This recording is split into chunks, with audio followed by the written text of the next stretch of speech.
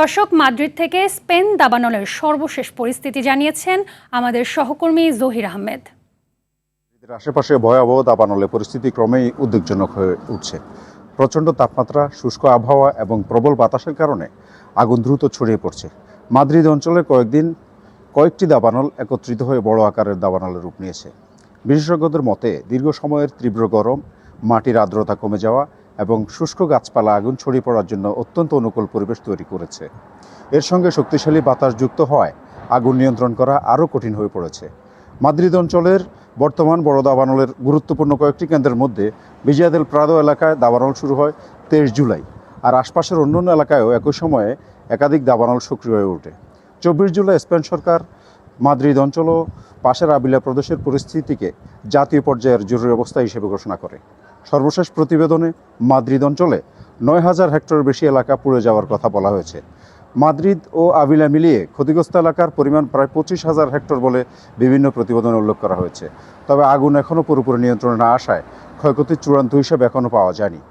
সবচেয়ে বড় মানবিক সংকট তৈরি হয়েছে বাসিন্দাদের নিরাপত্তা ও সরিয়ে নেওয়া নিয়ে। মাদ্রিদ অঞ্চলে 30,000-এর বেশি মানুষকে সরিয়ে নেওয়া হয়েছে। আরও প্রায় 20,000 মানুষকে ঘরের ভেতর অবস্থান করার পরামর্শ দেওয়া হয়েছে বলে সর্বশেষ তথ্য পাওয়া গেছে। সামগ্রিকভাবে ক্ষতিগ্রস্ত এবং স্থানচ্যুত মানুষের সংখ্যা আরও বেশি হতে পারে।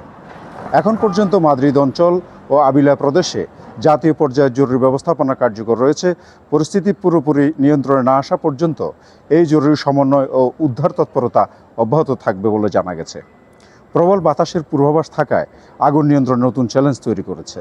স্পেনের কেন্দ্রীয় সরকার জরুরি ব্যবস্থাপনার দায়িত্ব ও সমন্বয় জোরদার করেছে।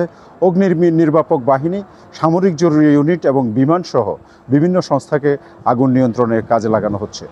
প্রধানমন্ত্রী পেড্রো সানচেজ বলেছেন, এই মুহূর্তে সবচেয়ে বড় অগ্রাধিকার হলো মানুষের জীবন রক্ষা করা। স্পেন ইউরোপীয় ইউনিয়নের সিভিল প্রোটেকশন মেকানিজমের মাধ্যমে 4টি অগ্নি নির্বাপক বিমান চেয়েছে। এরই মধ্যে গ্রিস থেকে 2টি কান্ডাইয়ার CL-415 অগ্নি নির্বাপক বিমান পাঠানোর বিষয়টি নিশ্চিত করা হয়েছে। ফলে স্পেনের নিজস্ব সক্ষমতার পাশাপাশি আন্তর্জাতিক সহযোগিতাও আগুন নিয়ন্ত্রণে গুরুত্বপূর্ণ ভূমিকা রাখছে। আগুনের কারণে ঘরবাড়ি ও অবকাঠামো হুমকির মধ্যে পড়েছে। হাজার হাজার মানুষকে নিরাপদ স্থানে সরিয়ে নিতে হয়েছে এবং ধোঁয়ার কারণে জনস্বাস্থ্য এবং স্বাভাবিক জীবনযাত্রাও ব্যাহত হচ্ছে। একই সময়ে স্পেনের অন্যান্য অংশেও দাবানল পরিস্থিতি গুরুতর হওয়ায় 2026 সালে দেশটিতে এ পর্যন্ত 1,31,000 হেক্টরের বেশি এলাকা আগুনে পুড়ে যাওয়ার তথ্য প্রকাশ করা হয়েছে। Zahir Ahmed, RTV, Madrid, Spain.